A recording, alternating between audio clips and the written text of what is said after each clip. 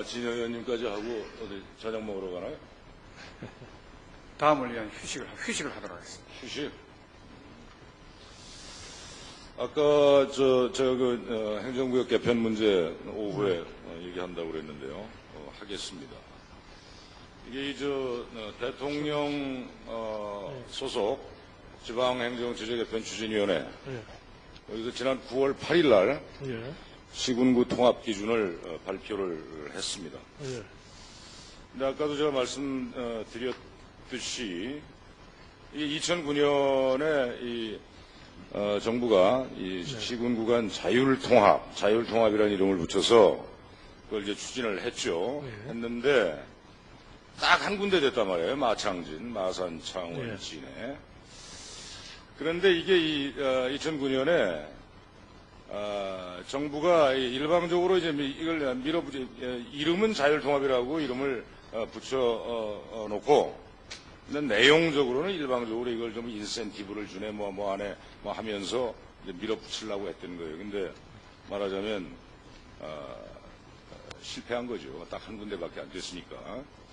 근데 이게 정부가 이렇게 일방적으로 하니까 주민들 사이에서 이제 제 지역구인 하남도 그때 이제 해당이 됐었어요. 잘 기억을 하시겠지만 뭐 성남, 하남, 광주 뭐 이렇게 해서 그걸 통합시를 만드는 이 주민들 사이에 이 갈등이 아주 심했다고요. 그러니까 찬성하는 주민도 물론 있죠. 근데 또 반대하는 주민도 있고 아주 그냥 시끌시끌했어요. 그래서 그때 하여튼 그 마창진 한 군데가 됐는데, 그러고 나서 작년 9월에 국회가 이렇게 결정을 했습니다. 이 개편 추진위가 기본 계획을 대통령과 국회에 보고하는 시점을 2012년 6월 말까지 보고를 하기로 하고, 그 다음에 본격적인 논의는 19대 국회로 넘긴 거라고요. 그런데 이거 왜 갑자기 지난 9월 8일 날 이 통합 기준을 이 추진위가 발표를 하고, 그러고 하고 싶은 지역은 올 12월 말까지 말하자면 신청을 해라. 지금 이렇게 돼 있단 말이에요. 그러면 잠깐 보세요. 12월 말까지는 앞으로 100일 정도밖에 안 남았어요. 그게 또 졸속으로 뭘 하겠다는 거예요. 나 이거 이해할 수가 없고요. 제 말씀을 잠깐 들어보세요. 이해를 할 수가 없어요, 이거. 이렇게 졸속으로, 정말 이제 중차대한 문제를 이렇게 졸속으로 하겠다는 걸 나 정부의 의도를 알 수가 없고요. 그 마창진 한 군데 됐는데, 보시라고요. 지금 그게 이제 창원시로 이제 이름이, 그 통합시가 창원시가 됐는데, 뭐 하나 제대로 된 게 없어요. 보면, 그때 인센티브 준다고 막, 그래가 몇천억 준다 뭐 이래가지고들, 이제 들썩들썩 해서 이제 신청들을 했던 거 아닙니까? 근데 이 창원 같은 경우에 보면은, 정부가 2조 2천억 상당의 국비를 지원을 하겠다. 이렇게 그때 약속을 했었다고요. 그런데 금년 한 해에 지급된 금액이 얼마인 줄 아세요? 176억이에요. 탈랑. 176억. 이거 완전히 인센티브 지급을 하겠다고 하는 게 이 통합시를 만들기 위한 미끼를 던졌는데 그거 제대로 안 지키고 있어요. 아니, 좀 들어보세요. 그 약속 다 지켰습니다. 아니, 들어보시라고요. 좀 이따 답변해 주세요. 그 다음에 문제가 뭐냐면 진해시 같은 경우는 완전히 창원의 주변부로 전락을 했어요. 완전 변두리로. 그래가지고 이 특히 진해 서부 지역의 경우에는 기존에 세워졌던 개발 계획이 다 그냥 무산이 돼버렸다고. 그래서 진해 지역 사람들의, 그 시민들의 상대적인 박탈감은 아주 심해요. 이렇게 해가지고 그런데 이런 이 행정구역 개편을 이거를 정말 2009년에 하려고 했던 게 졸속이었다는 게 이 창원시의 경우로 해서 이렇게 증명이 되고 있는데, 이거를 지금 이명박 대통령 임기 지금 얼마 안 남았잖아요. 지금 막판에 와서 이걸 또 하려고 하는 정치적 저의가 어디에 있는지 알다가도 모르겠어요. 조금만 더 얘기하고 이제 장관 답변 충분히 시간 드릴게요. 그래서 이게 무슨 정치적인 의도인지 내가 알 수가 없고요. 그거에 대해서 무슨 정치적 의도나 아니면 정치적 술수가 있으면 이 자리를 통해서 장관께서 솔직하게 말씀을 해주시고, 자 마지막으로 가장 중요한 게 주민들의 참여, 그 다음에 여론 형성, 공감대 형성, 이게 가장 중요하죠. 그런데 지금 이런 식으로 하는 건요, 그런 주민들의 어떤 공감대 형성 안 돼요.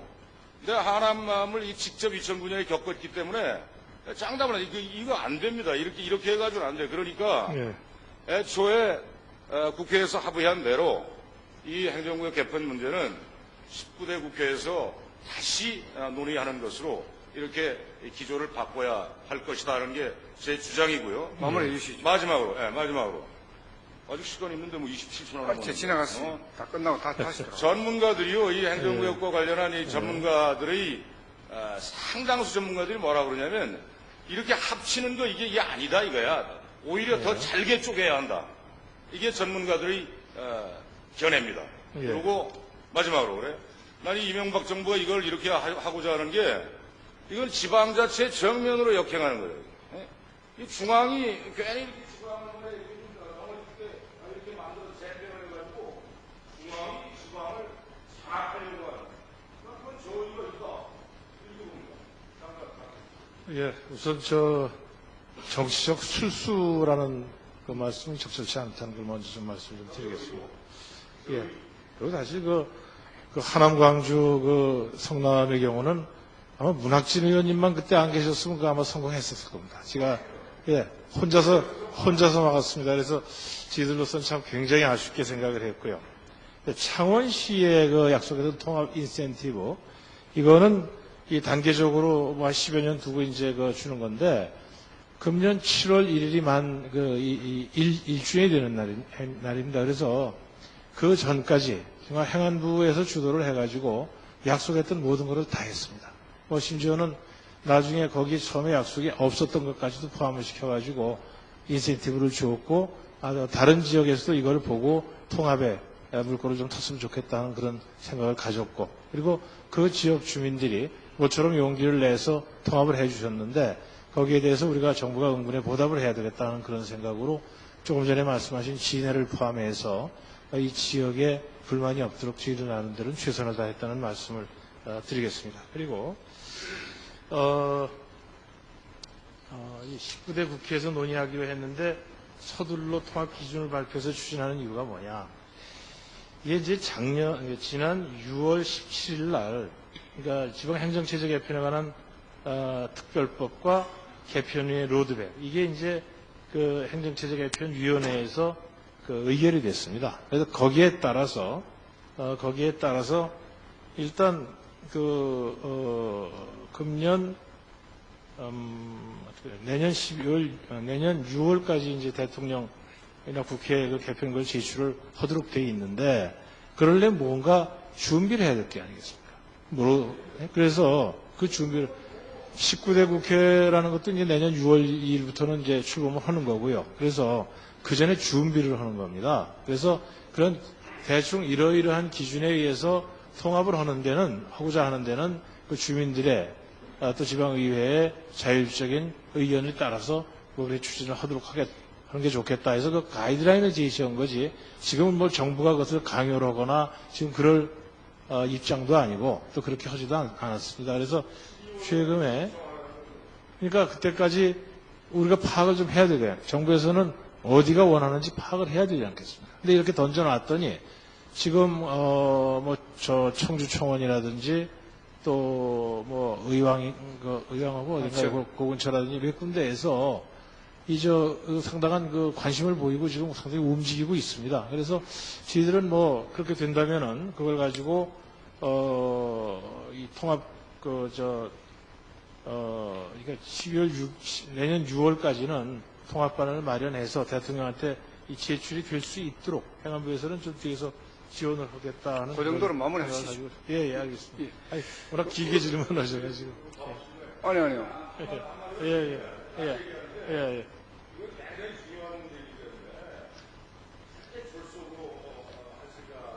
예. 이 졸속으로 하지 않습니다. 예.